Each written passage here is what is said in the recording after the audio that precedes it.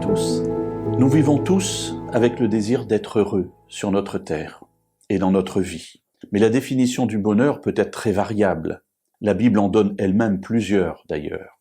Et je voudrais aujourd'hui m'arrêter sur une de ces définitions, contenue dans le livre des psaumes, au psaume 1 et versets 1 et 2.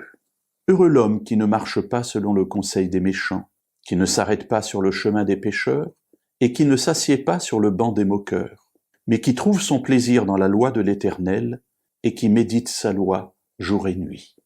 L'homme heureux est défini de deux manières différentes. Une première manière négative, heureux est celui qui ne fait pas, et une deuxième manière positive, mais il fait.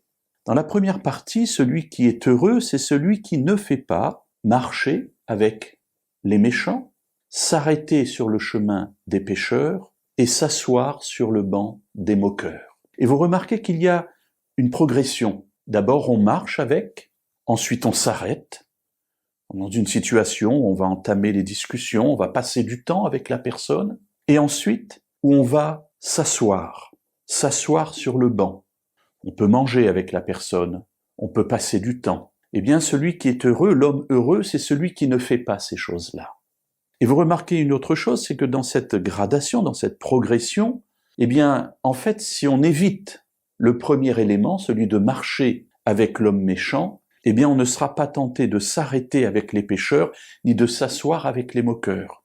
Il y a donc une hygiène de vie, j'allais dire, qu'il faut privilégier, et passer tout de suite à côté de ce premier élément, afin de ne pas tomber et de ne pas entrer dans cette marche de celui qui est heureux en ne faisant pas cela. La deuxième proposition est une proposition positive, mais il trouve. Donc celui qui est heureux, c'est celui qui ne fait pas, mais il fait. Qu'est-ce qu'il fait? Il trouve son plaisir dans la loi de l'Éternel. Alors trouver son plaisir, ce n'est pas simplement l'apprendre par cœur, évidemment ça ne sert pas à grand-chose, sinon à la connaître, mais c'est celui qui vit selon la loi de l'Éternel. Pourquoi? Parce que la loi de l'Éternel est bonne. Lorsque Dieu nous donne des lois, ce n'est pas pour qu'on les observe, ce n'est pas le but ultime de la loi. Le but ultime de la loi, c'est d'être heureux. Ce que Dieu veut, c'est que nous soyons heureux. Et nous sommes heureux lorsque nous respectons, lorsque nous marchons selon la volonté de Dieu, parce qu'elle est bonne pour nous. Mais pour pouvoir trouver son plaisir dans la loi de l'Éternel, il faut, dit le texte au verset 2, la méditer jour et nuit. Et ici, le verbe hébreu n'est pas méditer, mais murmurer. C'est d'ailleurs une parole, un verbe qui va être pris à plusieurs reprises, toujours dans le même contexte, notamment avec Josué, où Dieu lui dit « Tu seras heureux si tu murmures la loi de Dieu ». Murmurer, c'est-à-dire constamment la ressasser, la remâcher, s'en rassasier, ne pas la perdre de vue, et ainsi ne pas être tenté de passer à côté.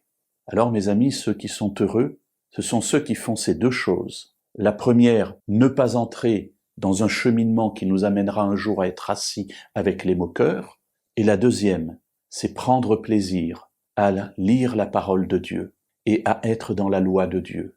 Parce que la loi de Dieu exprime tout son amour pour nous. Et lorsque nous sommes avec Dieu, eh bien nous sommes heureux.